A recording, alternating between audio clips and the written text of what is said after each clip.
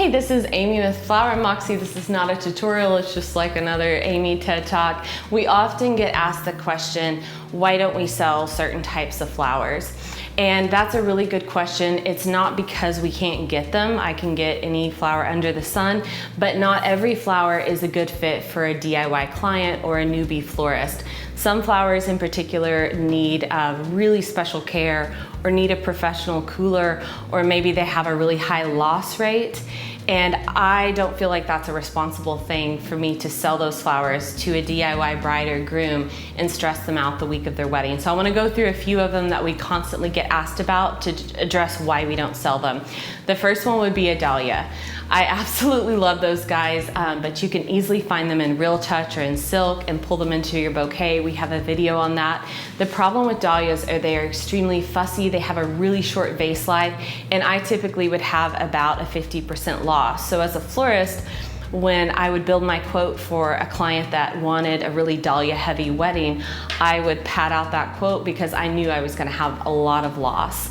Their heads are sideways, and so sometimes it's hard to work with them, and if you put too much pressure, the head will snap off, which I've done a bunch of times.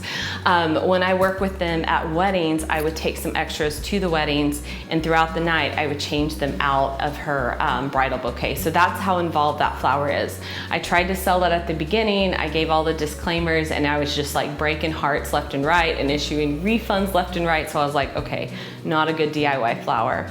The other one would be the Stargazer, Casablanca, Oriental Lily. Those aren't extremely sensitive, but they have to be shipped closed, and they take a long time to open. So if I'm doing a wedding with those types of flowers, I have to get those flowers on Monday or Tuesday, and then I have to babysit them. Meaning when they start to open, I have to reach in and pull out those little pollen things, because when that pollen opens, it will stain the flower. So twice a day, I have them at my house so I can babysit them, or at my studio where I walk in and I pull those out, because once they are exposed to warm air, that orange yellow pollen will stain the leaves, it will stain your dress, it will stain your hands, therefore not a good DIY solution. Gladiolas, they need to be in distilled water because chlorinated water will make their little petals turn brown, especially on the white ones. You have to snap off the top. You need to get them on a Monday or a Tuesday. So you see what I'm saying, that isn't conducive for DIY. A stilbe, that is an absolutely beautiful flower, super, super fussy. It looks great in the cooler, and you pull it out and you take it to the studio, and within a few hours it can go brown and get all chewy.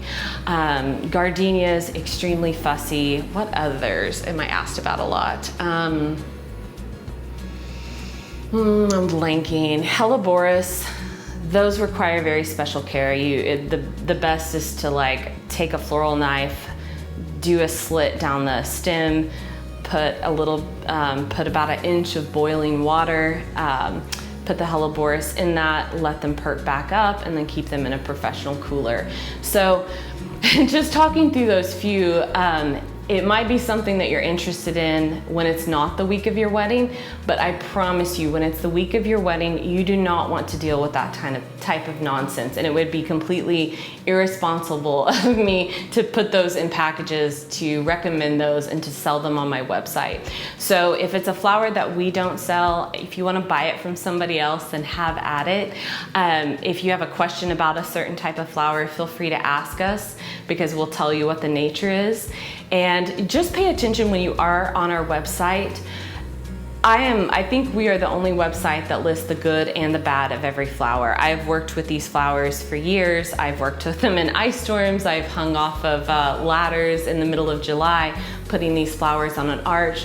So I know how they're gonna perform in different environments and different situations. So as you're shopping, look through our notes and kind of take it to heart, because we just wanna set you up for success and make sure that you have this stress-free experience, because the week of your wedding is hectic.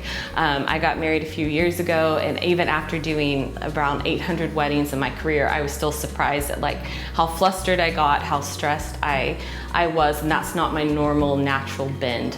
So just keep that in mind. mind, if we're steering you away from something, just trust us, because I truly have your best interest at heart.